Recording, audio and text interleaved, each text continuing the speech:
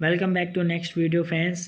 Part continue करते हैं। Past video में हम लोगों ने आरएचबीटीका की क्लासिफिकेशन और इनके टेबल पे फोकस किए थे। अब हम लोग जा रहे हैं थ्री डोमेन्स ऑफ लाइफ पढ़ने। देखिए थ्री डोमेन्स ऑफ लाइफ क्या है, इसको थ्री डोमेन्स ऑफ लाइफ कहते हैं। एक यह अनएडल्ट किंगडम है और क्रिएटेड किंगडम है, जिसको सिक्स किंगडम क्लासिफिकेशन कहते हैं।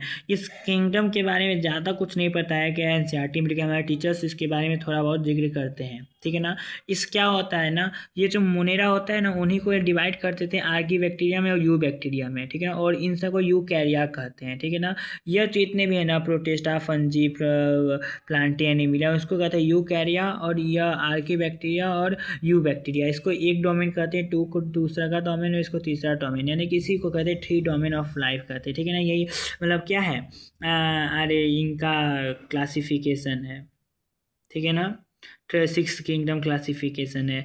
और एक और बात यह है, आप सोचेंगे मोनेरा को क्यों डिवाइड करती हैं। उन्होंने कहा कि नहीं, मोनेरा में भी ऐसे कुछ ऑर्गेनिजम्स हैं जिनका 16 SRRNA जो है ना वो डिफरेंट है। तो जिनका थोड़ा प्रिमिटिव पाया गया उसको आर्की बैक्टीरिया कहा गया, यू बैक्टीरिया कहा गया। हम लोग मोनेरा किंगडम जब पढ़ेंगे तो थोड़ा डेप्थ में आर्की बैक्टीरिया, यू बैक्टीरिया पढ़ेंगे।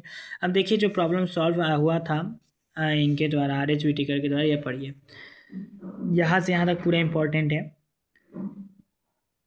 It brought together the prokaryotic bacteria and the blue-green algae, cyanobacteria, with other group and which were eukaryotic. It also grouped together with the unicellular organisms and the multicellular organisms. For example, Calamydomena and Spirogyra were placed together under algae. The classifications did not differentiate between the heterotrophic group, fungi, and the autotrophic green plants. They are also shown a characteristic difference in their cellular composition.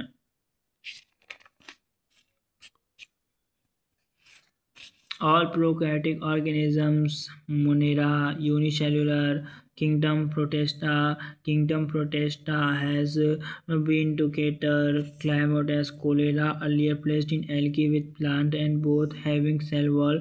Presum amoeba, which were placed in the changes will take place in future too.